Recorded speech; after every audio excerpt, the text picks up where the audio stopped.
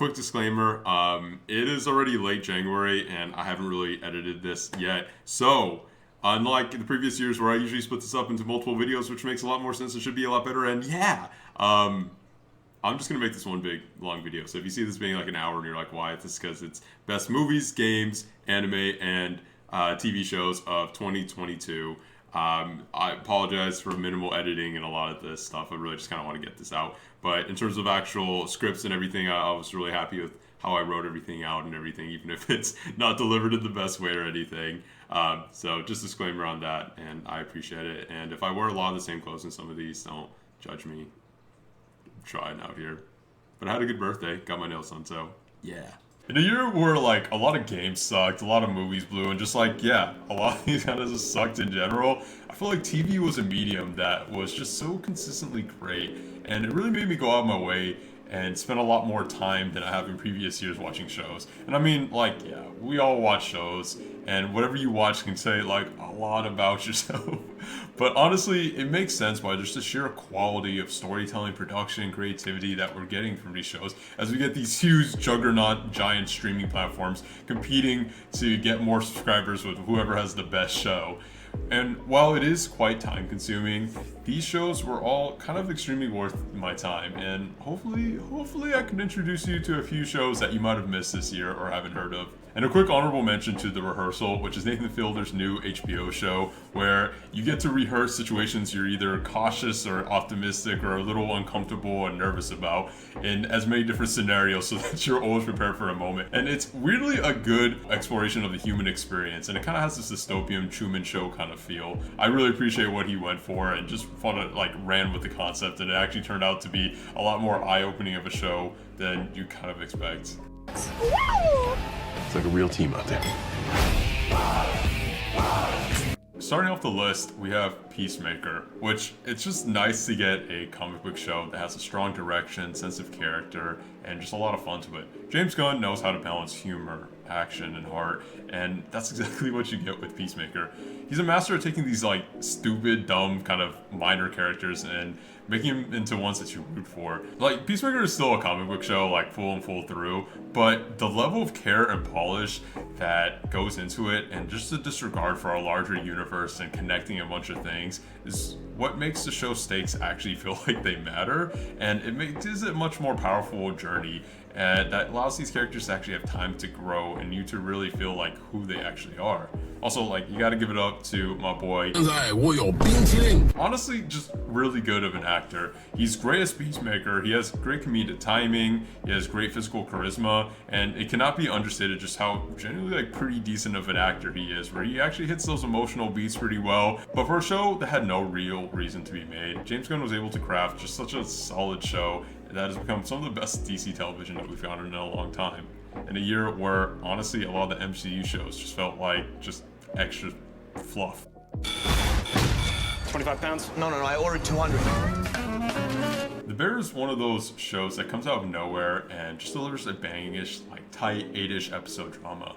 It's a kitchen-centered drama led by Jeremy Allen White of Shameless fame that explores like the underbelly and chaos of running a small family restaurant and all the baggage and the range of employees who do their best to work in this big dysfunctional family. The strength of the show is just how real each of the characters feels and how they all have genuine faults and strengths that spawn from different places of trauma or different hopes. And I mean, the show doesn't shy away from making you feel uncomfortable, and it really wants you to experience the stress and discomfort and the ultimate pride of the successes for each of these characters. You have a single shot episode in this cramped kitchen and just see everything become chaos. It was just one of the best episodes of any television I saw this year, and definitely a great example of like this power of the show's cinematography and its storytelling and its pacing and just anxiety-inducing like script. That on top of a finale that had one of the best like TV speeches I've seen in a long time, it solidified the show as easily one of the best of the year.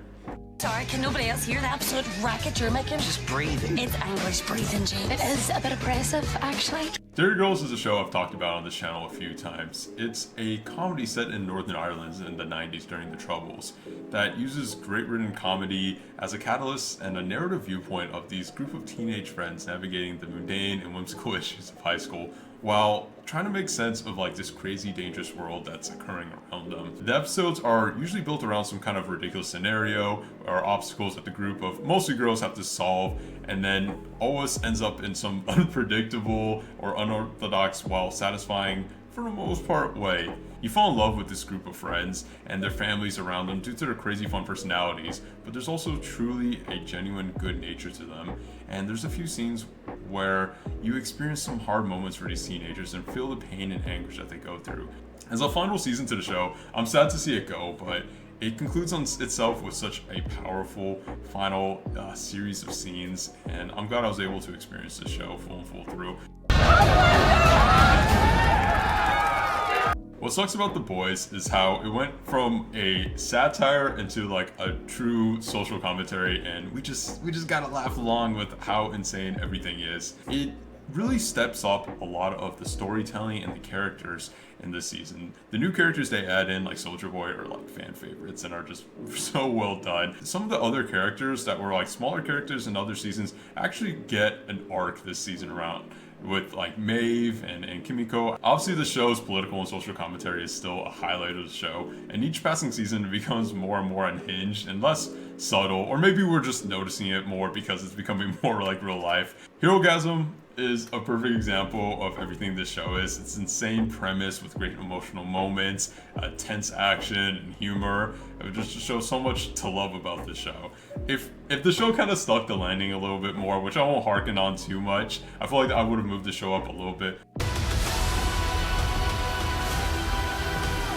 Man, I really feel like I'm overly smiling and giggling in this. So at number 6, we have Stranger Things, which is kind of a tough one to rank for me because, like, I'm being honest, like, the writing of the show isn't that good, and like, I know this one should be a lot lower in the list. I was even debating just making this an honorable mention, but look, at the end of the day, the show is a masterclass at creating atmosphere and getting us to care really truly deeply about this cast of misfit characters. This is definitely the biggest season of the show in terms of production, and the main gang getting split up into so many different settings allowed most, not you Finn, of the characters to really get an opportunity to shine and kind of grow in their own like realms. And like you cannot deny the cultural zeitgeist and impact that this show has, and understand that even though it has these big faults in storytelling, like, bro, honestly, if a show's gonna get you to watch an episode that's 2.5 hours long and not be bored for a second, you gotta give it some mad credit.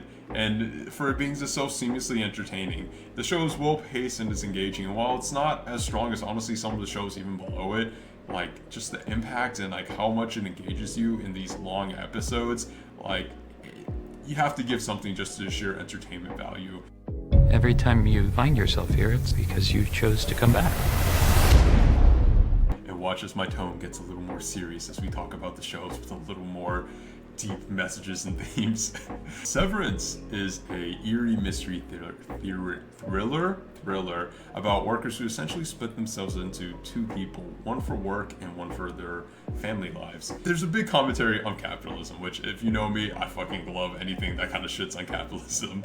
But there's a big commentary on capitalism, corporate greed, along with more personal themes of grief and running away from our problems or confronting our inner demons. The show may be a tad bit overrated, but you know, despite some pacing issues, the show is able to grip the viewer in a way that relies on the strong performances of its lead, with Adam Scott, our boy from Parks and Rec, really having to play like two essentially very different characters in the show. But he does so with some like really underlying discomfort and nuance. Also, the show just has some really clever cinematography that helps with the allure and haziness of the show, as the settings that you're in seem so surreal and uncomfortable and like this fantasy kind of world that these characters are trapped in a literal sense. And every scene is kind of masked with a sense of uneasiness, as the characters' dialogue and the setting and the general atmosphere is just so well done. And I'm really happy that the show is getting a second season, because the build-up and climax of the show is some best television. What really makes a show, as it all builds up to this big mystery that you get a little bit of a reveal for, but we definitely want to see a lot more of this world. Wouldn't you rather give it all to something real? Yo, bro, switching to the Star Wars beanie for this one, just to be, you know, real topical with what I'm about to talk about.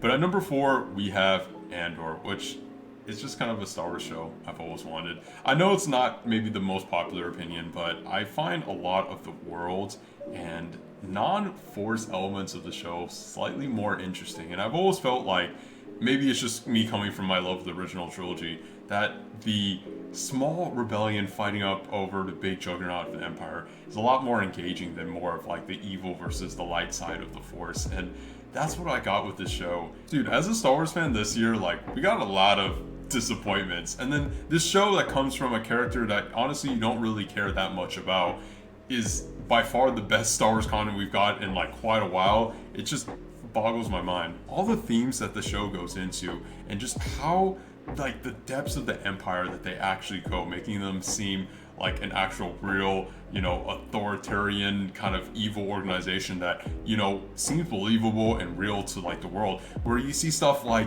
over policing the prison system, destroying local customs, empirical overreach, the privileges of the wealthy in government.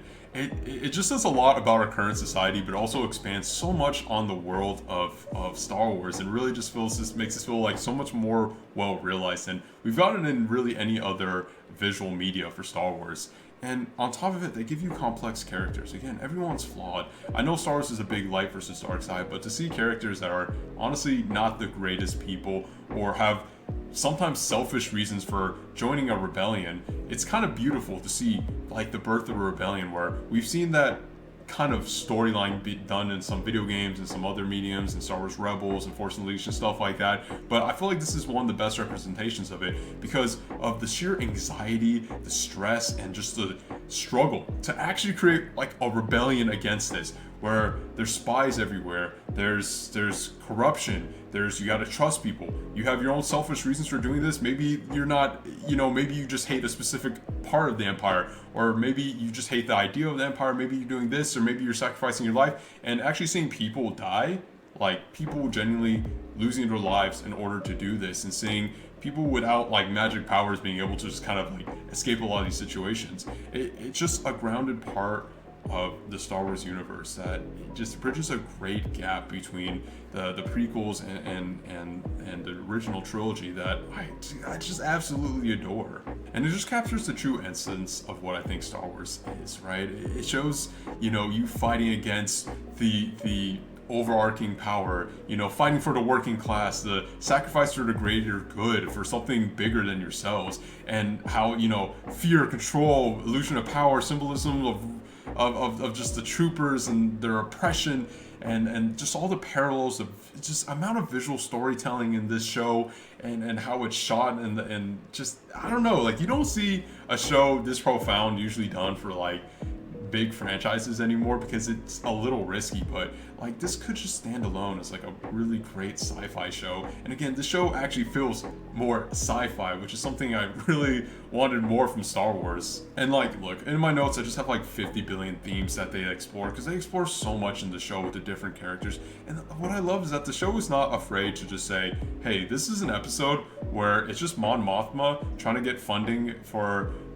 like the rebels in a secretive way, and making friends in a very secretive way, with some just phenomenal dialogue, and the writing of the show just feels so class act, and it's so tight and intricate, and it says so much about how like the different characters talk, where we have the higher rich people who are all British and formal sounding, which is obviously a commentary on the real life, versus people with accents tend to be like the lower class and foreign, and then characters with like American accents tend to be more like middle class. And it's just very smart writing, engaging storytelling, amazing little mini arcs within the story, and like it builds up to big set pieces like every third episode, and these set pieces are, damn, like they really fucking hit. But yeah, I'm just kind of gushing about the show and just going off on like a lot of parallels and tangents of what I think. But yeah, like honestly, like just as a show standalone from the Star Wars universe, this show is definitely a top 10 of the year, and just like a really strong show.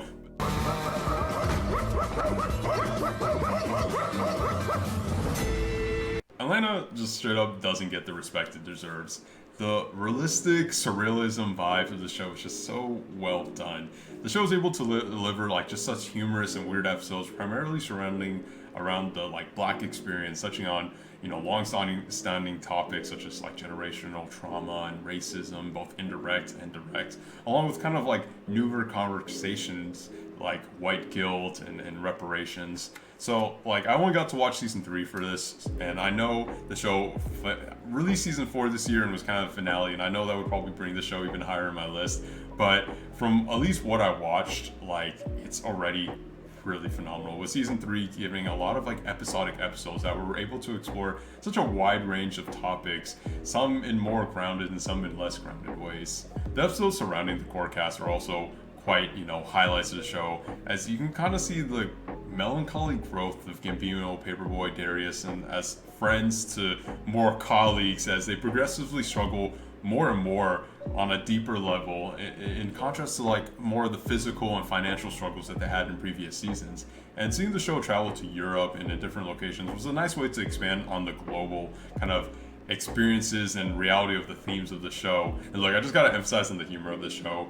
It's legitimately like so funny, some of the jokes, and just like out of nowhere how these jokes land, and just the weirdness of it all. And it's all dark, oddball humor with some like really big cameos that like you can't believe they like pull off. And like look, like while I might not be the full target audience of the show, I really feel like with this show, they want to have as many people watch it as possible in order to really like get its messages across. Props to this show, props for the messages it says, and props to it just being an experience to have.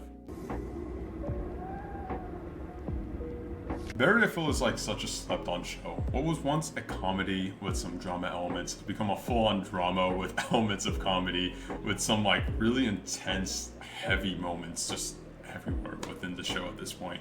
And you can just see the heart that Bill Hader puts into the show from both his performance as Barry Pertman and from just a writing and directing standpoint. Barry continues to explore if someone can truly change and escape and be forgiven of the sins of their past, which I feel like is a message that we all kind of resonate with and kind of struggle with at times. And Barry as a character is such a broken, torn person with, like, honestly at this point, a distorted view of reality and a crumbling life that gives the viewer like momentary glimpses of hope, which are quickly like shot down as he reaches even like lower lows in his life. The tense and suspenseful storytelling makes a lot of these episodes take so much out of you, but you just have to know what comes next, where they leave these great cliffhangers on every episode. And in addition, the show has some like really strong side characters, with Hank and Gene being standouts from the character arcs and performances. And the show will just randomly throw in like these random banger set pieces or crazily shot scenes that masterfully like grip in the viewer even more somehow. And at number 1, we have Better Call Saul Season 6, or the finale. Better Call Saul at this point has solidified itself as my favorite live action show ever. Legitimately, like, this is just such a phenomenal show from just every single aspect of storytelling. As a finale, it ties the arcs and concludes in such a masterful level, and I'm trying to think of adjectives other than masterful or something even higher, but it's just it's literally just like peak like fiction. It really is. And the themes of like, can you really change your nature, you're the cause of your own problems, or your addiction to others, or certain ways of life, are just really profound and well realized within the show.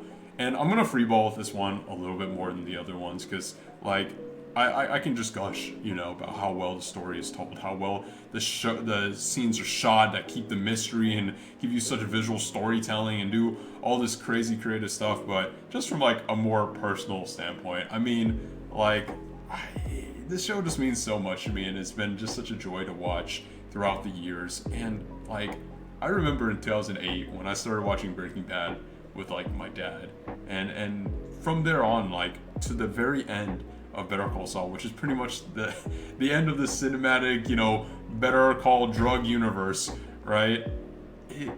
I don't know, like, I watched every single episode with my dad, and just going through that experience has been just like a really heart, warming thing, that, whenever a new season of this or El Camino or whatever came out, we watch it together and experience it together. So I don't know, I feel like beyond the show just already being super phenomenal from every single standpoint, just like being one of those shows that every single second is entertaining, and every single second I feel like has so much thought put behind it, from what it's trying to tell the from to the viewer, and how it's entertaining the viewer. But like, even just from an emotional standpoint, like, this show means a lot with me, because like, I've grown up on this like franchise, and seeing this as an ending that's concluded very well gets me like pretty emotional. And I'm like really glad I have this like memory with my dad of just loving watching these episodes and getting excited with new ones, and binging some of the seasons when we didn't get a chance to catch up earlier.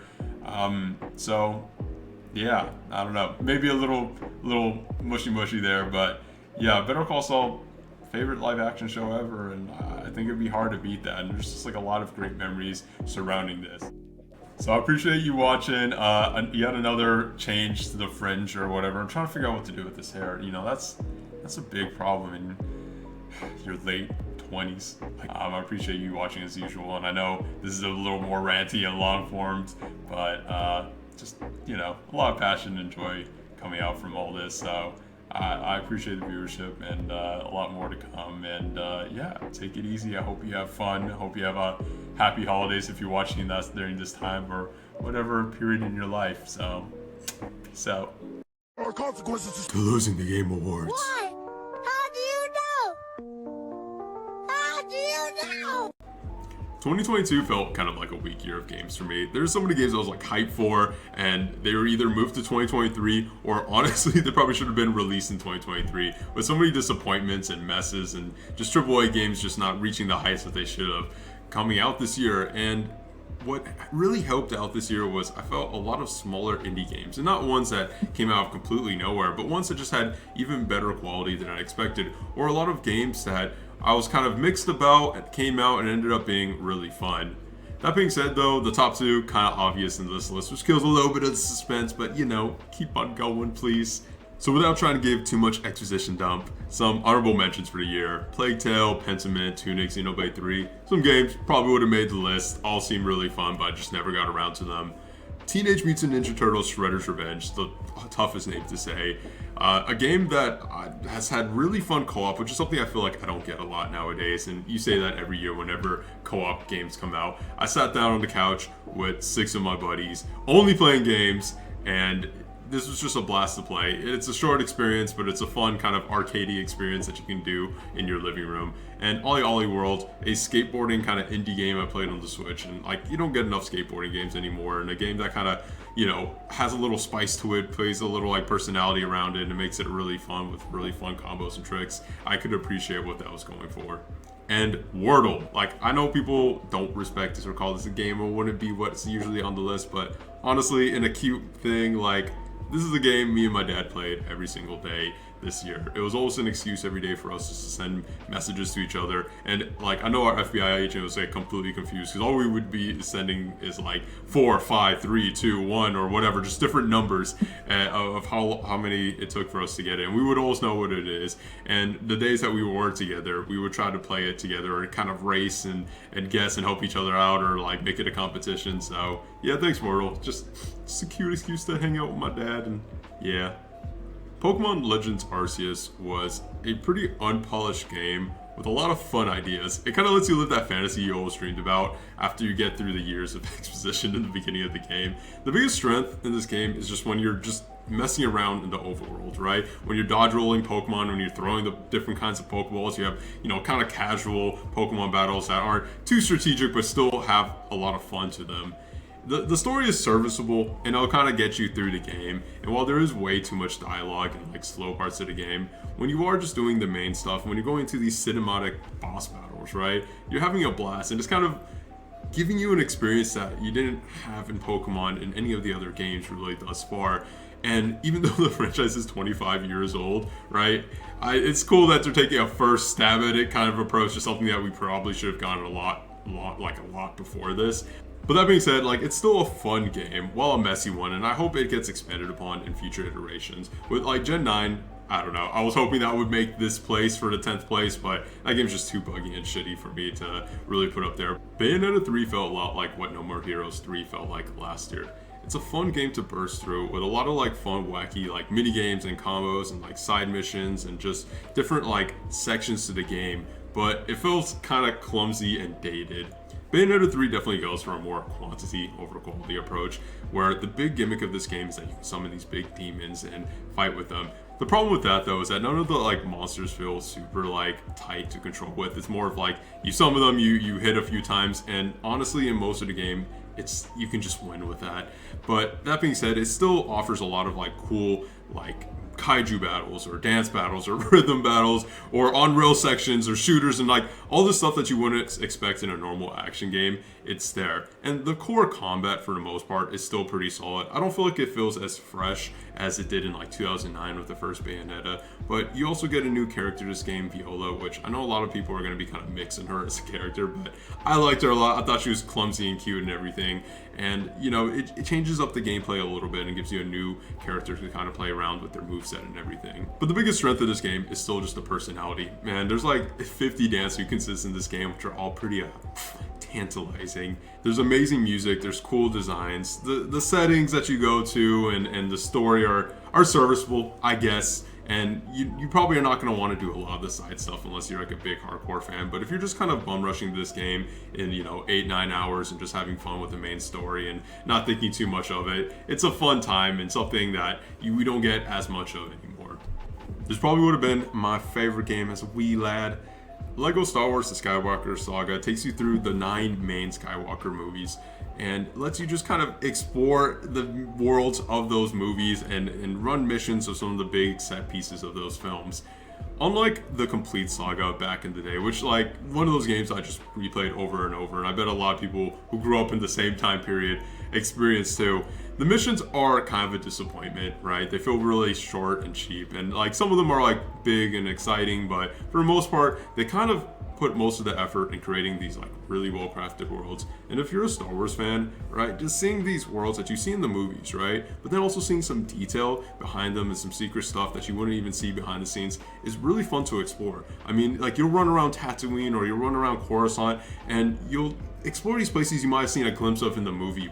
But here, you can explore them in detail. There's all these fun side missions or Easter eggs or collectibles and stuff like that that really make it exciting. And there's like 10 of these, no, more than 10. There's a lot of these hub worlds in here. And that's where a lot of the fun of the game comes from, just exploring this. And, if I was younger and had more time and everything, and I'm saying that as someone who's spending time just making YouTube videos, but I would have dumped like hundreds of hours in here and just keep on exploring. And again, the strength of these Lego games come a lot from its personality and the design and the fun little gimmicks and stuff. And none of the game is really hard, but they really try to like up the combat and some of the gameplay to make it a little bit more exciting than pressing a single button. It does get repetitive, but having some combo systems in there, having different shooting mechanics and dodge rolls and stuff like that kind of makes it a little more exciting, and it definitely keeps us going for a while. And the sheer number of characters that you can play is insane. It just kind of gives you a lot of fun, like room to have these like situations where, like in one situation I played as BB-8 and I killed Kylo Ren, which honestly should be canon, but it's just fun that I get to do that in a game. And these well-realized environments are a blaster to play and explore. And like, even though it's a Lego game, the environments are just real like looking. They're all like realistic looking, so it's not like you're running through Lego environments. It actually looks like the environments from the games. It's just the characters and just some random Lego blocks stacked around them. I hope Stray kind of brings in some copycats. Because this is a fun kind of game where you play as a cat, which, like, fuck yeah. Like, you don't get that very much, and I don't know why. And while this is still like an indie game, right, there's a lot of polish into it to make it actually feel like more of like a AA game, which I know people don't really use that term, but I feel like that kind of fits here. Stray is not the most complex game in terms of mechanics, right? It's more of like a puzzle game, like puzzles, a little bit of like action, a little bit of platforming. But the real strength of this game comes from the world and the emotional story behind it. Basically, you're a cat that gets separated from his family and you want to bring him back. And just nothing more powerful than that. Like Last of Us, you got nothing on this. I want to see these cats go hang out and be with their family. The game could have just been about a cat exploring the, wonders of the world and trying to get back, but they put it in this sci-fi setting, which just really was unexpectedly amazing. It's a apocalyptic world filled with just like robot humanoids, and they have their own societies, they have their own thoughts, they have commentary on the past humans and how they died out, and it's like really fun to explore. And while it's not the most expansive or longest game, it has a perfect runtime for what kind of game this is. And I feel like it got me exploring, do a lot of side missions, and can be really engaged in the story and kind of the world and just some of the lore behind this. I'm not sure if it's the kind of game that would have a sequel or would really even need one, but I would love to see more of this type of game and something that's a little bit more ambitious and maybe not the longest game, but it takes some risks and does something that actually felt really creative, at least from a setting and atmosphere standpoint.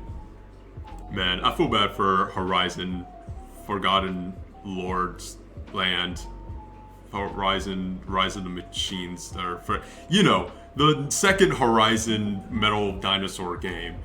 As everyone knows, the first one came out around Breath of the Wild, and the second one came out around Elden Ring, and it's like kind of dumb, right? Like you picked some of the biggest games of the century, some of people's favorite games ever that are super expensive and everything, and this one kind of gets forgotten. I feel like Horizon is kind of getting a bad rap, but Horizon is a super well-polished game with a really interesting world.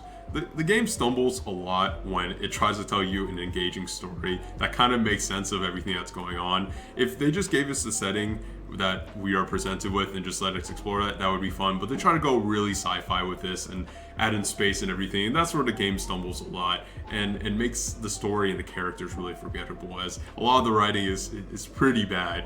But the reason I put this game at number 6 is the amount of polish that they have in this world, and just the game is really fun when you can actually just sit down and play it, which unfortunately isn't as frequent when you're going through the main story missions. The core mechanics with the bow and arrow are some of the best I've ever seen in a bow and arrow kind of game, right? You're dodging, you have so many different weapons, you have great interesting melee combat, you can have stealth, you can have like a lot of movement, you have a grappling hook, which, like, come on, like, you do some Spider-Man zip zip zip kind of stuff around here, and it's a lot of fun, and it's like the movement's great, the combat's fun, the stealth, the world, and it's like, it's a really interesting, beautiful world. The enemy design is awesome. There's different ways to take down each of the different robots, and it's a lot of fun to play when you do that, which is what is the huge strength of this game, what I hope with the franchise going forward just really lets you focus on. The human enemies are still like kind of awkward and like, I don't know, it's like really forced, like the same way any apocalyptic games be, like humans are the real enemies of the world.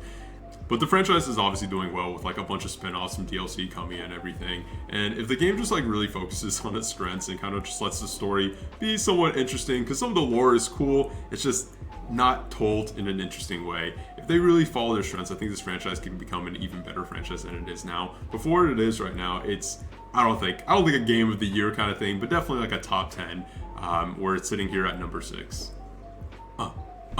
Yeah, I'm Kirby. I'm kind of fluffy. I got a lot of Buffy. I'm pink. I don't gotta think, cause I'm a car, and I can go kind of far, and I can eat and consume.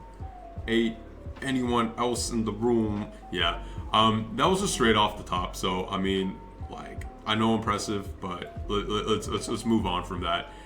Kirby the Forgotten Land is a game that kind of was announced last year as a Mario Odyssey looking game, and that's not really what this is. This game is definitely more of a level heavy focused kind of game. Kirby's just a really fun game to sit down and play with like a significant other or a friend or anything. A lot of the strength of this game comes from its co-op, where even though Wally doesn't have much to do as Kirby, it's fun to just explore these environments with someone else. The combat is fun enough. You have all these interesting powers you can use, and the big gimmick of this game is that you can suck up different objects, and you can either become like a water hose, a car, a vending machine, and creates like little like puzzles and little like different like mini games and little different like activities in order to collect stuff. And the game really incentivizes you to collect everything in the levels, right? There's different collectibles you can find. In a lot of games, it's kind of like who gives a shit during a platformer, but in this one you want to run and explore and find all the little secret hidden things, because there's little jokes hidden in there, there's little like fun missions or activities or collectibles, and it's just a blast to play. The environments are very cute and well crafted, and the whole personality of this game is like really adorable. And while the game isn't hard, it like is still really fun to go through, and you have some like cool boss battles, and I don't know, it's just such a relaxing, peaceful, fun game. And like, again, I know I said that a lot in this list, but a kind of game where, like, you know, it's what you expect from like a Nintendo thing. It's probably Kirby's, I don't know, top Kirby game ever. Sifu was a game I was so hype about when it was announced, and it just satisfied everything I could have wanted from this game. It's a martial arts revenge story to get back at the previous students who killed your father. And the obvious, the combat is so clean. It's become one of my favorite action systems in any game ever. Essentially, you're dodging, parrying, and attacking with different moves and combos. I feel so satisfying to pull off, and the controls are just so fine-tuned and well mapped to the controller. In addition, there's different combos you can use, there's different weapons that all just add different levels to the combat. There's a unique life system that gives it kind of a roguelike element that is so refreshing, because I feel like no one really innovates on the death system anymore. You have this aging mechanic where as you die, you come back to life, but this death counter that you have goes up by 1, and as you become older, you become stronger, but you become more susceptible to damage. So it's a really cool give and go where you become stronger and you can do more damage to enemies, but you die quicker, and you really have to just kind of manage that as you go through the different levels in this game. What shocked me the most about this game though was just how interesting the levels were and the great level design, where you play multiple runs through these in order to find shorter paths to these bosses and different routes, which would lead to shorter runs. But while doing that, right, you meet these bosses in these different sections where you collect these items, you collect these different experience points or different things, and they're just super unique experiences that, again, you don't necessarily have to go through each and every one, but they all lead up to like really fun and interesting combat systems. The 5 core levels range from a high-end art gallery to a dojo on top of a mountain to a drug plant hidden in an abandoned forest city, and they each have so much personality and design, and it's just shockingly awesome music to go along with it. The characters that you meet as well are pretty interesting. They're well voice acted, they have like a fun little backstory to them, and all the small story and lore bits that you get about your past and what's going on with all these people, and how the time period between the time they killed your father and now what has happened to them, it's unexpectedly great and it's engaging, which just adds to a lot of the polish and love for this game.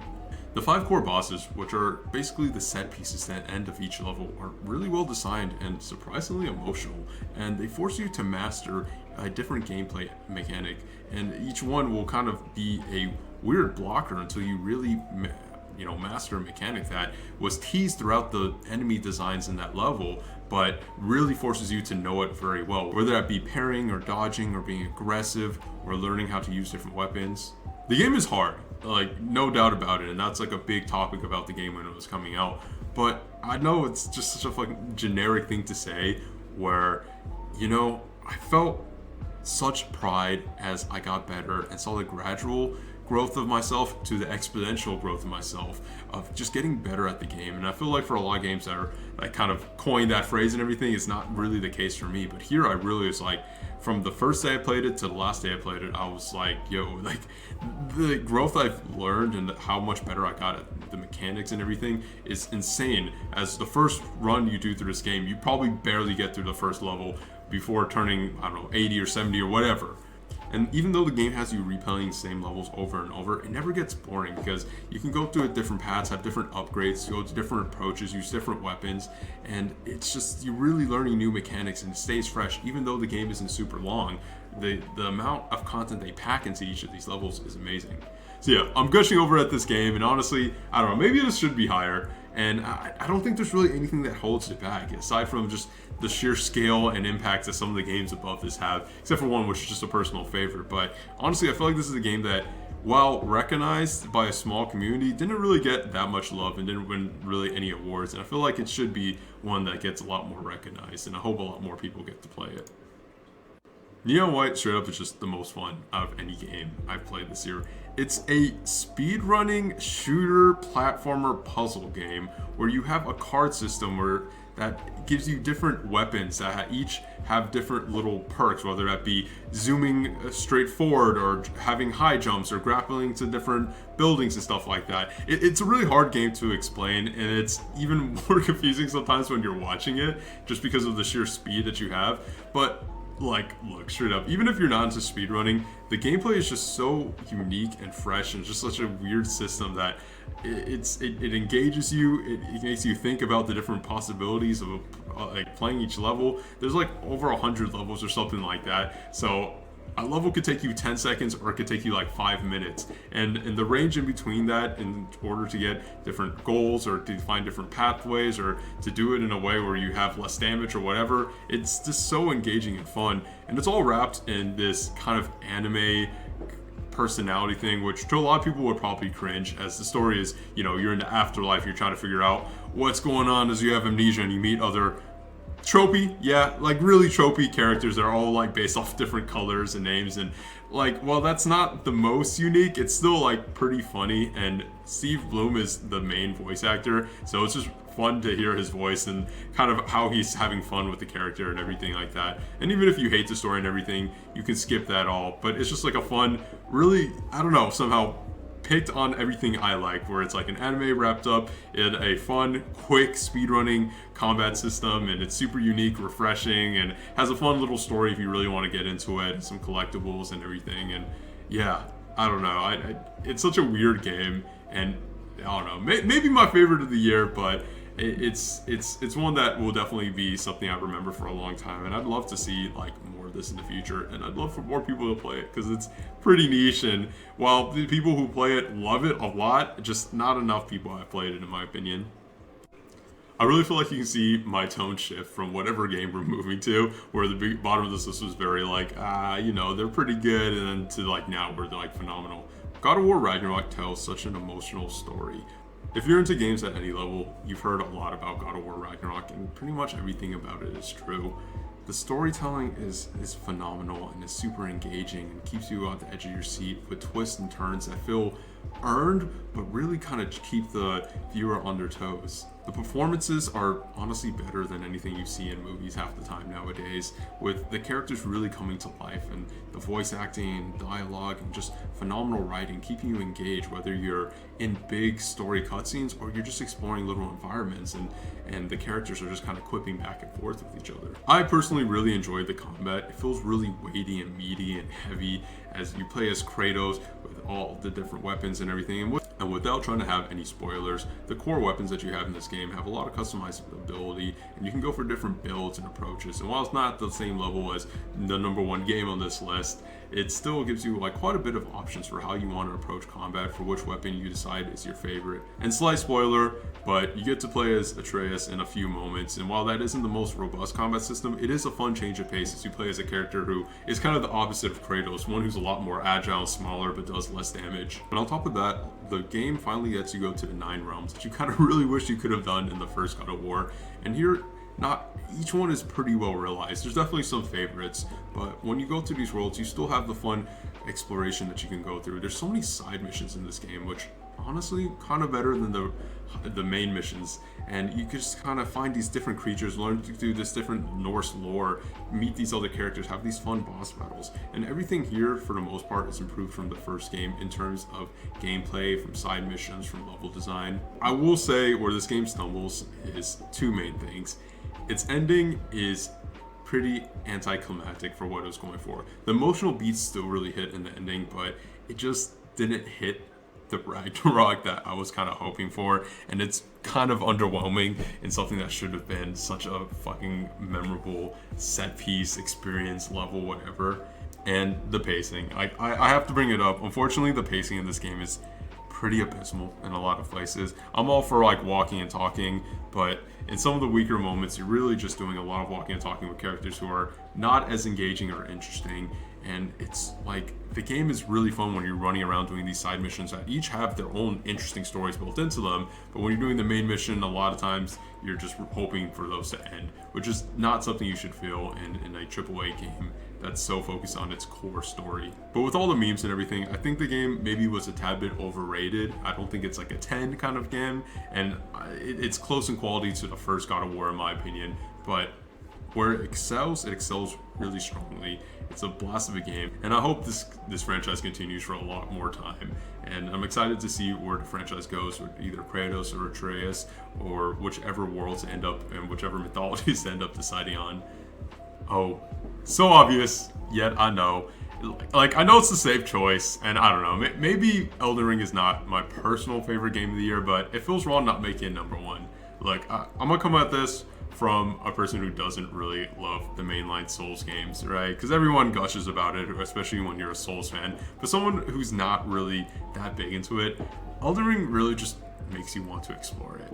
You know, the fuck you moments aren't as frustrating as some of the other games. The learning curve here feels less harsh and actually gives you the ability to explore and do your own thing, which not always is my thing in games, is I kind of like linear experiences a lot of the time, but in a world like this, each dungeon or new area you stumble upon feels really well realized and provides an exhilarating boss battle or experience that, like, damn, like, you just didn't even have to experience. But this would have been a big set piece in another game, and here it's just one of the 100 different well-designed fun boss battles that you could have had. And while the builds I use in this game are the most fun and kind of boring at times, like just seeing online all the different like ways you can customize your character with weapons, abilities, stats, whatever, it just gives you so much reason to come back and everything. It feels a little disingenuous to put this at first, since I didn't beat it and there's a lot of things I still don't like about the game, like the lack of direction to get to where your main mission is, where like all you get is a one line from some optional NPC just to be like, oh, you should go over there and do this one thing. Stuff like that still doesn't float my boat, and I know there's arguments to be had, and like I would sit down and argue that for a long time, but that's not the video for this. But what I can say is, in a game where there's a lot of lackluster games and a lot of disappointments, especially from games with a lot of hype, I have to appreciate what this game has done for gaming, especially in this quieter year, and the experience I had, even with, you know, the amount of hours I put into it without beating it yet, it was quite profound. It was quite an experience, and I feel like this is another one of those games that in a year's time I'm gonna go back to and then dump another 100 hours in, because that first time around maybe didn't completely grip me in, but I can see the potential and I can see why it was such a big deal. And you know, honestly, I feel okay putting this in first place. So yeah, top 10 games of 2022.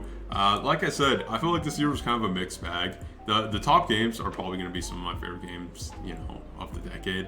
And some of the lower games are probably just going to be games I forgot I even played. But I can appreciate that I played a lot of variety of games this year, where we had action games and more action games and a few other action games now that I look at the list. But in years where like the effects of COVID still are kind of proficient or prolific in the world of gaming, I can appreciate that we still got some really good games, and some games that had a lot of hype actually did meet the hype, and some other games came out from nowhere, ended up being a blast. So yeah, top 10 2022, fun time. Yeah, got more lists coming as per usual, running behind as per usual, but hoping this jump sets my momentum to make more of these, and I'm excited for more to come. So appreciate if you watched all this. Sorry for my rambling, but it means a lot, and see you next time. Yet another year, and yet another year where my film tastes become more pretentious.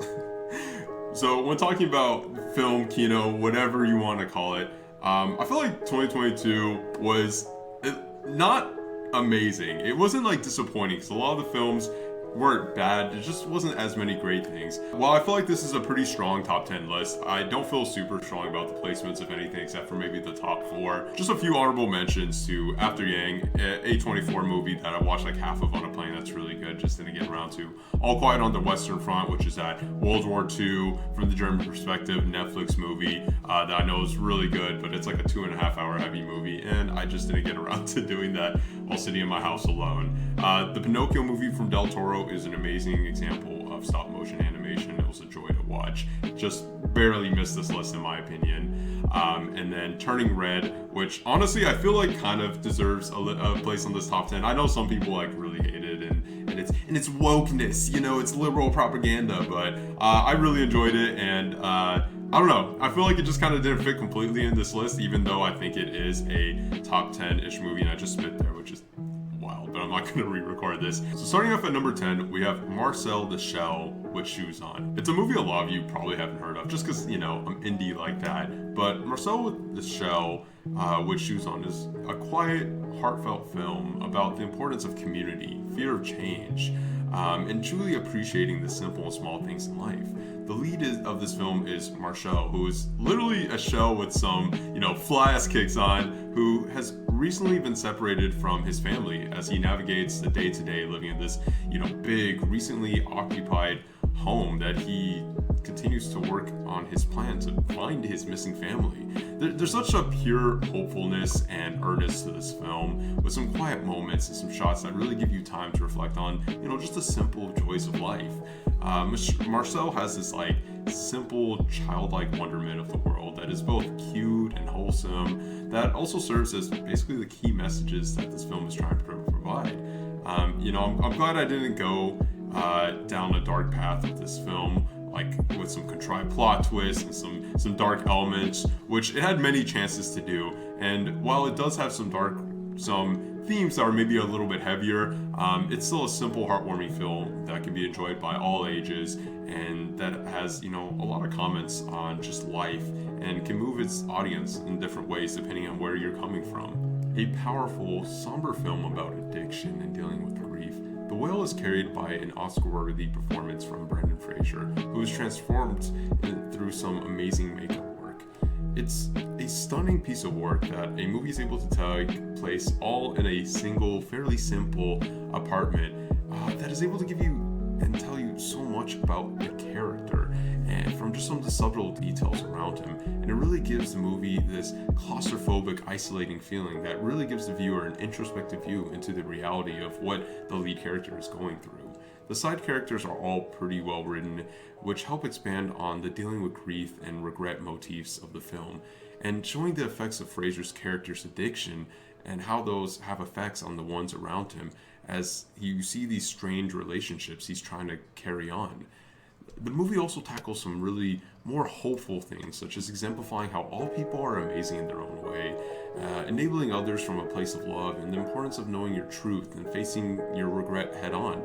Reviews on this movie have been mixed, and there's been some controversy over the subject matter, but I think despite a few awkward moments, it's another Aronofsky film about addiction that's supposed to be uncomfortable in a lot of ways, but it doesn't paint its characters as, bad people for their addiction, rather as victims of a disease and the harsh realities that those entail. The Fabelmans is pretty much a Steven Spielberg autobiography with a little spice thrown in it to make it technically an original film.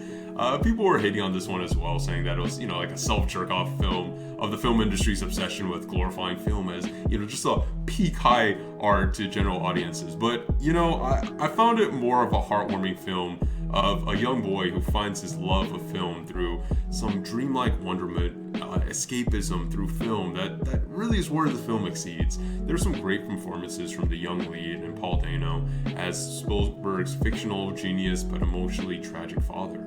The movie travels across various years of Spielberg's youth as he struggles with the hardships of moving to a new town, dealing with anti-Semitism, and accepting parental divorce as his love for film wavers in and out through the numerous hurdles of his life that are thrown at him. But the movie is also able to do a good job of showcasing the importance of film in life as a medium, as it allows him to connect to others in a universal way, forming bonds or resolving conflicts, reaching conclusions, and just allowing him to express and discover his love and creativity for the format. It's a feel-goody film, and it's a Spielberg film, but I enjoyed what the film had to say, and I think it was interesting to see a somewhat self-realized biography of one of the greatest filmmakers of, honestly, all time. A literal uplifting movie, Top Gun Maverick provides us with a blockbuster from a bygone era of cinema. The movie is straightforward with the good guys must beat the bad guys in one high-risk win or lose a big mission where an old leader must band together a group of young, bickering, talented hotshots and create a truly inseparable team. Oh man, that was a lot. It's a story format that has been told time and time again, but it's a timeless one that is told with such grace here, as the movie is able to create a great cast of likable new heroes and grow on Tom Cruise's Maverick's character in a mentor character in a believable and touching way. The character relations between the team, and especially between Miles Teller's Rooster and Maverick, smartly utilize a key part of the first film's legacy, as the film's central theme of passing on the torch and bravery are expressed in, full 9G force here. In addition, the obvious selling point, the action and cinematography are absolutely stunning, as the movie blows you away with this insane effort to make such a film use so much practical effects in an age of, overly CGI blockbusters that really just helps the immersion and build up the tension so much. Look, it's not the deepest film or most unique film, but it's such a crowd pleaser to a 40-year-old movie that had no right being such a banger of a sequel that does each aspects of its story and action with pride that it's easy to see why this film is so universally loved, even if it is a little bit of a boomer flick. Knowing this was a film by Park Chan-wook of Oldboy fame, I just knew I'd leave the theater with a depressing, uncomfortable, mindfuckery, dirty feeling. A twisted psychological mystery love story about a detective falling in love with a recently widowed immigrant who is under suspicion for killing her husband. Decision to Leave is a movie that surrounds the manipulative nature between these two morally corrupt characters as they cheat on their partners, murder, lie, in this facilitating toxic romance that neither of them can truly run away from. The movie blends a few different elements from Oldboy with the police drama into this narrative that keep the viewer guessing on how everything is going to unravel in an increasingly disastrous relationship. It's a long, melancholy film that tackles depression, manipulation, spite, finding purpose. But if you can stick along with it, it's a film that will really stick with you for some time. Tar is about the sudden, chaotic collapse of a once world-renowned music director whose dark, malicious nature finally catches up with her after years of abusing her charismatic and outward personality and raw talent to take advantage of the ones around her. Tar is led by a clear, Oscar-winning worthy performance from Cate Blanchett, who is able to create such a well-realized character that honestly, it kind of made me question whether or not this was an interpretation of a real-life figure or a wholly original character, in which, it ended up being the latter. You see so many people like this in real life, whether it be people you interact with on a daily basis, people you see online or in the news, which makes the character arc so uncomfortable. Tar is so sure of herself, well-spoken, and genuinely pretty likable for most of the runtime of this film, with occasional little hints of narcissism or lack of compassion. But as the truths of her are revealed throughout the film, I at first didn't really believe it, and seeing it as more of an attack on a powerful, successful figure, until the movie kind of paints it out how manipulative and morally bankrupt this character is in such a position of power. Seeing someone lose everything and barely hold their composure, it was sad and disappointing in a way where you recognize that they deserve to become they deserve this, and you become more disgusted in this as a character. I feel like some plot revelations were jarring in a way that makes sense thematically, but maybe not necessarily perfectly executed in the film. But they nailed the main points of the movie, and it did such a phenomenal job with a phenomenal lead performance. And this movie really has a weird way to show you a reflection, as the doubt and disappointment I felt for the lead character really made me think about how I view people and their actions, especially, thinking of like, am I the one being tricked, and the trickled aspects that you get from this character. A pure Sigma film from a selfish fan perspective, this was a definitive Batman film that gave a different approach to an introduction of a new iteration of this character that wasn't a traditional origin story where you get to see, Mama and Papa Martha Wayne get shot in an alley. At its core, The Batman is a noir detective film, and the movie doesn't shy away from that fact, with a large chunk of the film's lengthy 3-hour runtime being, Rob Pattinson exploring crime scenes, interrogating foes, doing research and puzzle solving, which on its own makes it a pretty interesting film. But on top of that, we get a newly realized adaptation of these antagonists and side characters that help characterize and differentiate this Gotham that we're getting. What's so compelling about this film is how real the Riddler feels, and not only his design, but also in his scarily understandable motivation, as the corrupt cops, politicians, and officials all feel eerily familiar to our own world. This film gives such a perfect arc to Batman in a way where I feel like this is a writer who finally understands who Batman is. His introduction of 9 diegetic dialogue, of viewing his role in this crime-ridden city as vengeance, to his ultimate final shots and internal monologue of needing to become a beacon of hope, both literally and figuratively, is so just well told. Look, like, this is the movie on the list that I can go on most about, and I'm obviously a big Batman film fan film, whatever. But, you know, when I look back on it, and I look at this unreleased review, which I'll put up a screenshot of here. I'm the Joker, baby. Fuck, that's cringy. I just saw how much gleaming joy my eyes were, just to get like such a great DC film. You know, I don't think everything lands in this film, and there's some clunky dialogue, some uncharacteristically, you know what I'm trying to say, uncharacteristically dumb character moments, and an edgy Bruce that I feel is, I don't know, a little cringy, but I really appreciate DC taking a risk and not making a pure action blockbuster and giving us a take on a character with something that has become, honestly, one of my top probably 5 DC films ever. A drama with dark comedy elements, The Banshees of Inisherin is a slow film about the one-sided falling out of two once best friends. Colin Farrell and Brendan Gleeson are a phenomenal pair of actors that have perfect antagonistic chemistry with each other, with their contrasting personalities in their films. Banshees is a fairly quiet film that lets its melancholy yet beautiful landscape paint a metaphor of the characters' lives. These characters live simple lives, with the connections they make between each other really being the driving force to their purpose and happiness, as the film explores what happens when one or multiple of those ties suddenly get severed. The film discusses friendship with different kinds of relationships in a very grounded way that at first slowly builds to a more absurdist but painfully depressing and weirdly understandable until you reach the final ultimate climax that flips the narrative and hones in on the consequences of our decisions. It's a hard movie to describe, and I obviously have, you know, some bias to the unapologetic Irishness of the film. Listen, making the lambs and everything, the sheep, just count out a nice bit of money, like. But it's a film that keeps you thinking, and the reasons and interpretations of these characters' internal struggles and beliefs are one that left me feeling very introspective in a way that few films have.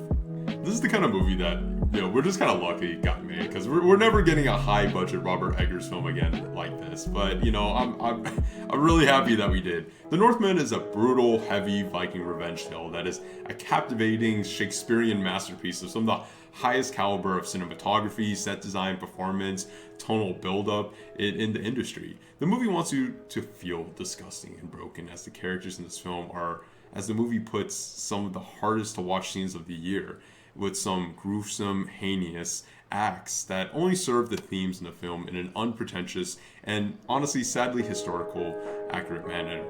The cyclical nature of revenge and its ultimate destruction of the ones who fall captive to its obsessive ways is not an original message, but the depressing setting, uses of surrealism with Norse god imagery, the haunting grand escalation, and the barbarous aesthetic of the film hone in on that message in a way that I haven't experienced before. Everything, Everywhere, All at Once exemplifies every reason why I love film. An unsurprising number one, and for good reason. This movie is able to provide moments of humor, action, drama, and emotion, and shift between these throughout its runtime in such a seamless, natural way. You know, it's a movie about generational trauma, nihilism, and the first generation immigrant experience. Everything Everywhere All at Once is able to interject so much creativity and uniqueness into every scene with its wild multiversal premise that allows the Daniels to provide such a multi-spread of narrative experiences and glimpses into other realities that point to, you know, other heartfelt themes of importance of kindness, admiration for the ones around you, the power of love and connection, and just enjoying the beauty of life and its silly moments.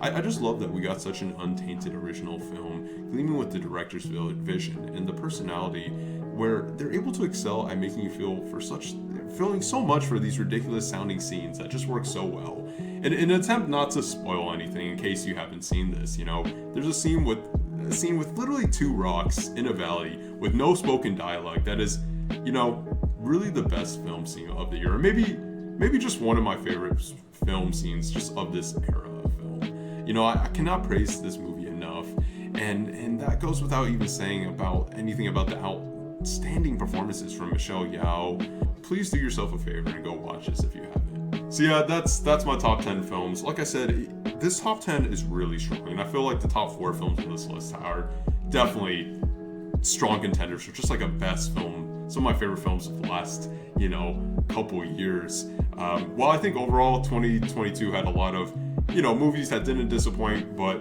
really were just kind of subpar with even some of the big blockbusters and a lot of MCU movies and a lot of those other things just kind of being whelming. I think some of these smaller movies and some of these surprises really just hit for me. And, especially with something like Everything Everywhere All at Once, that's going to be a, generation-defining film. And, yeah, really enjoyed making this list. And while I'm late on this, like with everything else, I appreciate you watching.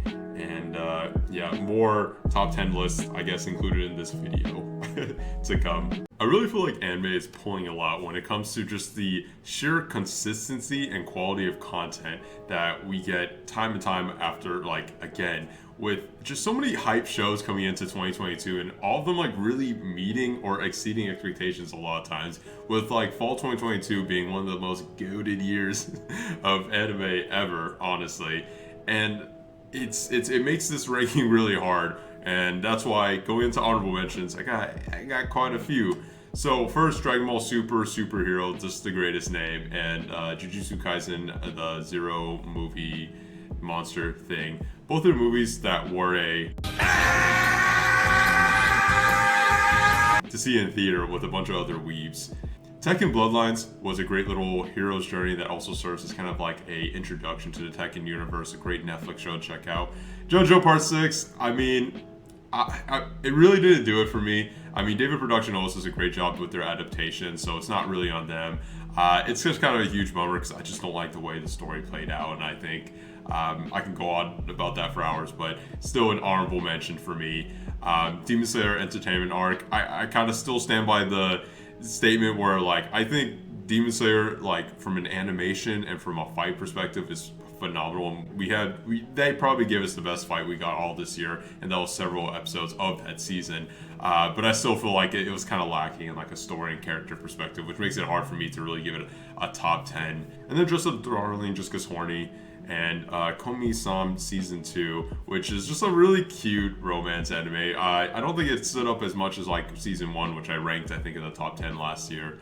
But I'm not sure if we're going to get more of this, but it's just a really heartwarming, kind of fun little comedy romance that, barely missed this list, but I hope we get more in the future. Romantic Killer is an unconventional romance anime that's truthfully more about the build-up to these platonic relationships between the cast of interesting, engaging characters more than the actual romance of it. The show has a great sense of humor, all built up to these whimsical cast of characters that you expect are all gonna date and smash at some point, but the show subverts all those common tropes and focuses more on the messages that you can't force relationships, the importance of supporting each other in non-romantic ways. And the show navigates some really heavy topics of dealing with all different kinds of trauma and maneuver between several different types of relationship archetypes, and is able to construct, honestly, pretty interesting narratives around an unconventional premise. It's definitely a show that didn't get a lot of attention, but it's a really solid one that I think you should check out on Netflix, even if you're not a big fan of romance anime, which I don't really tend to be. Blue Lock is just straight up a battle tournament shonen, wrapped up in some football, soccer setting, and don't go into the show thinking it's some deep analysis of the inner depths of the various tactics and elements of soccer, but it's more for the over-the-top action, the shonen power-ups, and the great intense battles, or, matches if you want to call them. Blue Lock isn't the deepest show, but it pulls you in with its ridiculous premise that just sets up exciting matches almost every episode in a cast of tropey but lovable dumb characters. And the show excels in its animation and music, which keeps every episode engaging despite the obligatory plot armor that you have with the main cast. And each match is still able to feel very tense and nerve-wracking. Each character essentially has a power and super moves, which also serve as fun reveals in the story as each new team member enters with some kind of sense of light mystery to them.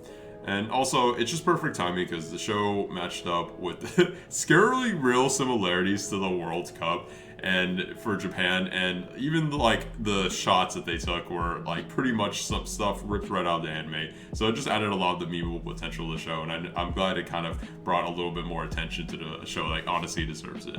I know My Hero has kind of become a meme in recent years for honestly some good reasons, with season 5 being a rough adaptation and some pretty abysmal writing in the manga lately. So I wasn't as hype as I was for season 6, like I've been for some of the older seasons of My Hero. But like, man, Bones has been doing a pretty solid adaptation of what is arguably the best My Hero arc. The Paranormal Liberation War is pretty much a non-stop action arc where major character reveals and huge plot advancements all mash into one like multi-saga staged battle. With essentially no downtime, I was afraid that, you know, Bones wouldn't be able to handle such a major battle pretty much every single episode, but most of the battles have been top-notch with the animation, the voice acting, the pacing, and the music, which have all like really elevated the experience. What this arc does really well is it culminates the Deku versus Shigaraki conflict and begins giving you a genuine, better understanding of Shigaraki's motivations and his character in opposition to reinforcing Deku's core traits and beliefs. And while like a few fights and moments didn't like really land or reach the height of the manga, it's still a pretty valiant effort for an arc that I know animators are like probably freaking out about when they read. It's nice to see a new juggernaut shonen thrown into the modern pillars of anime that is not really focused on the action. Spy Family is primarily a comedy, at times thriller drama, that really nails a sense of style. The show hinges on its 3 lead characters, Lloyd, Yor, and Anya, being characters that create an unconventional family that you completely get engrossed in. You quickly fall in love with these characters and how different they are, yet they form this really beautiful, temporary unit that slowly becomes more and more like a true household. The humor is at the forefront, with Wit completely nailing the timing, the animation with each of these scenes in a way that is a pretty big departure from the Attack on Titans and the Vinland Sagas that they're most known for. But the overall premise is also pretty interesting, and the narrative definitely takes a backseat to some of the more slice of life elements in this show, but it's still enjoyable even with that kind of being the case. If this was just going over Core 1, I'd probably give the show a higher ranking. I feel like Core 2 definitely kind of was entertaining, but like a little aimless at times. But overall, as a big new shonen that's getting a movie and a season 2 next year, I'm really glad it's had the success it's had, and I'm excited to see what's coming up next year. It's just so wild to me that like 10 years after finishing the manga, we're getting an adaptation to the final arc of Bleach. And not just an adaptation, a stunning one. Bleach was always my show. It was my favorite of the big 3, and while it was like the least popular one, I always felt like I could defend its creativity, its character designs, its powers, its world, and just some honestly really well-written antagonists and sidecasts that this final arc is kind of a culmination of all those elements firing on all cylinders. The 1,000-Year Blood War has some issues in the manga, but this adaptation is doing a really good job at nailing some great pacing, literally stunning animation, which I can't believe this is the same studio as the original show, because it just seems like night and day, even though I know it's more just like time has changed and the new standard is like updated. But the show is also really well at exemplifying its themes of balance, both visually and narratively, and utilizing an amazing array of music and sound design. I mean, there's a lot of characters in this arc, and for all of them to come out so alive in the anime is a dream come true for me. Really, you know, we've only gotten the first core, so it's hard for me to place this much higher just right now, but if this is a sign of things to come, this could really help solidify Bleach legacy as, you know, one of the like goats of anime, so please. Kotaro Lives Alone is one of those unexpected pieces of media that really sits with you for a long time and changes how you view the world. A show that was marketed as a comedy, Kotaro Lives Alone in reality is a show about the imperativeness of a good role model in your life and a loving family structure, and how fundamental those are to the formative years of you as a child. You know, Kotaro, I'm going to say it differently every time, obviously, but Kotaro is an eccentric, outwardly mature kid who, you know, lives in a studio apartment and does his best job navigating a masked adulthood-esque task with a childlike mindset. You know, the running theme of responsibility, the fatherhood, brotherhood, is a powerful one here, and all the various characters in the show mature in a different way as they fill in the gaps of their new flawed family's internal struggles and grief. It's a really cute show, and it uses a lot of lighthearted humor and fun animation to tell this beautiful story on togetherness and childhood. And it'll definitely, and I mean definitely, get you choked up in a lot of the parts with some of the most heartfelt and genuine moments I've seen in anime in all of 2022. Mob Psycho is a special kind of show that's able to blend its atypical leads, its quirky humor, bombastic action, and youthful kind of art in a package that has just so much personality. Going into its final season, Mob Psycho is already a top 20 for me, maybe a top 10 shows of all time, and this season really solidified it for me. Mob's arc from a lonely, shy, anxious, apprehensive middle schooler to a young man filled with pure happiness, confidence, sureness of himself, and someone who has just created genuine bonds to great friends is a journey that will definitely leave you with like a really powerful feeling. The show is very sure of the story it wants to tell, and it ends on such a perfect note, as the show is an entire metaphor for the scary unknown of growing up, more powerful than you expected, or encapsulates the fear of adolescence. This season is great because you have city-destroying set pieces, large monster battles, blessing the screen with just honestly phenomenal animation. Where, from a storytelling perspective, our conflicts are actually a middle schooler who is just scared of admitting his feelings for his crush, or isn't sure what career path he wants to study in high school. The whole motif of losing control and exploding in stressful situations is such a beautiful use of narrative and visual storytelling for the anxiety and stresses of one's youth. I love the show for a lot of reasons, including Reagan, who is one of my favorite anime characters ever. But just from seeing that final shot of the show, experiencing a show that's so sure of its story that it wanted to tell, and where it ended, it's just been a blessing in itself. The second core of Attack on Titan, the final core season episode season 5 finale arc, as could have just honestly been at the top of the list. Like it kind of is every year, but I just really want to switch it up a little bit. We got arguably the second strongest trifecta trio trilogy of 10 episodes in the whole franchise, coming right behind Perfect Game Hero Midnight Sun's run of season 3.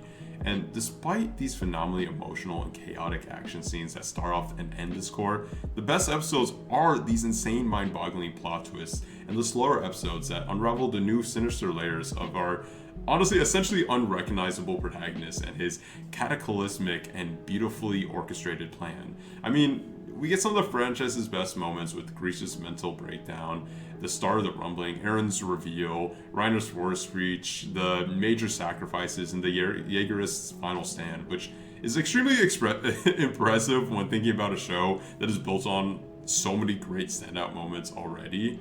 It's hard to adapt so much content with grace in a way that elevates the source material, but MAPPA somehow has been able to do it despite their 90 other simultaneous projects. And again, the show just reinforces its theme of freedom really well here. And while the latter core of what we're gonna get to kind of finish off the show might have some plot muddiness in the manga and everything, I have a little bit more confidence after seeing how the arc has been so well maintained by MAPPA that I really hope that MAPPA is somehow able to kind of make the finale hit in a stronger way than it initially did in the manga. The hype around Chainsaw Man was deafening, but at least for me, the show was able to live up to and even surpass the insurmountable expectations weighing on the show. Chainsaw Man is just a new gold standard of pacing, atmosphere, and just general polish in an anime where we're transported to a world that is not that different from typical shonens, but feels so unique in a sense of unavoidable dread, yet quiet, surreal moments of escapism that the viewer feels. Denji works well as an unconventional protagonist, and while the show caters to some hilarious crude humor and hyper-violent chaotic action, it also does a stand-up job of introducing a whole cast of characters that are surprisingly deep, broken characters, and is able to get us to really care for them in a short span of time. Through only 12 episodes, Chainsaw Man is able to establish such a sense of identity through its tone and its characters, and is able to provide a lot of these, behind its central message of enjoying the smaller moments, reflecting on your life's purpose. I binged the rest of the manga in like a day, and now I'm just a really big fan of this franchise overall, as I was hoping I would be. And, it's just really different just to get a show from not exactly what I was expecting. That was just going to be, cool, dark, bloody seinen. Even though, how is this considered a shonen? I guess it is, but whatever. But instead, we just got this show that's a lot deeper and still fun and crazy and over the top, but one that has, really good characters, really good writing, and just really good atmosphere. A definitive top 10 for me. Cyberpunk Edgerunners left me feeling with so many different emotions at the end of its final credits that at this point have just sat with me for months. I put it best on my Instagram story, a cyberpunk anime made by my favorite studio about classism, corporate corruption, and humanity technology woes, featuring phenomenal soundtrack, animation, a perfect mix of hopefulness and bleakness, memorable, careful characters, an engaging narrative, high energy creative action, and a lead character who's Latino named David. It's probably going to be my favorite show of the year, and that Instagram story ended up holding up. It's a mix of personal taste and my best job as subjective as I can be with these lists, but I really see Cyberpunk as one of those purely original stories based on cross-medium adapted media, which sounds really specific out loud, but you kind of get what I'm saying. Look, if you're watching this, you've probably heard of this show, and you've probably seen some of the billion memes spawn from it, and all for good reasons. Edgerunners does such a good job in such a short time span, and it's really able to give us a completed story in an existing world with characters that we've latched onto strongly, and I really struggled to say goodbye to. And the hopes and dreams theme of the show all really stick with me, and the "Pop, I really wanna stay at your house," God, is going to be a song that's just honestly on my playlist forever at this point. I love the show so much, and me and my girlfriend ended up cosplaying from it just a few weeks after showing it. And this is just something I'm going to continue loving into the future, and one day we'll rewatch and hopefully have the same amount of hype and love and emotional connection to the show as I did now. So in my notes I said free flow the outro, but I almost thought I said free style the outro, and I'm not going to do that because I can't. I struggle with that. I'm not very good at it. It's almost my birthday, which is when I do a freestyle every time, which is oddly and extremely cringy, but hey, it is what it is. I'm just going off on a tangent now. Thanks for watching as usual. Top 10 anime of 2022. Getting this list out hella late, like I always do, because I'm almost behind. Hopefully it's already 2023, so hopefully this gets out sometime in mid-January or something. But I appreciate you watching. I'm gonna try to diversify a little bit more and come up with more stuff and finish up all the other top 10s of the list of the year. So it means a lot. I finished with my hair for 30 minutes and put on a beanie, and then I still look kind of greasy and everything, even though just taking a shower. So that kind of sucked. Had the Ultra Instinct shirt. Try to be a little bit more topical with my clothing. And but if you see me re-wearing any of these clothes for any of the other lists, give me the pass, man. It would mean a lot. Later. Oh. I said later, but I clicked the wrong thing. Okay, bye. Now I'm not gonna end on a cringy peace sign. Alright, but this is already going on too long. Bye. So there we have it. Top 10, literally everything, every media, every aspect of existence from 2022. Like I said, I think I already said bye in each of these because I recorded this thinking that there'd be separate videos, but I appreciate if you made it to the end. I know this is probably just gonna be over an hour of just not very well edited content and stuff like that, but I still put a lot of passion and heart into what I was saying with each of these things, and I feel like media in general has just been quality lately. I mean, we're kind of getting out of the period where COVID had really delayed a lot of this stuff, and I feel like we're just reaching an era where there's a lot of creativity in what we're getting and a lot of heart, and we're getting good adaptations, good original films, and with some of the big kind of blockbusters and each of these kind of maybe not being what they used to be. It's these smaller projects with maybe a lower budget that are really knocking it out of the park and showing the strength of each of their respective mediums. So like I said, hoping to at least get this out in January at this point. I don't expect this to be a high viewership video as usual, but gonna try to make more stuff in 2022 or 2023. And just coming over the hump of my birthday and everything, which was a birthday week in its own and a lot of fun and just feeling positive about the year. So hopefully that doesn't jinx anything. And yeah, hoping to get more than just a couple videos out at the beginning of the year. But we'll see.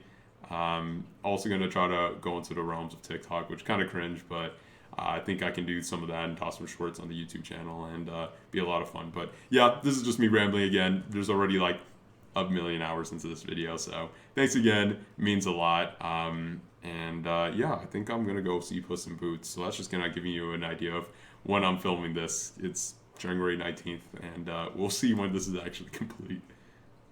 Bye, yo, chew.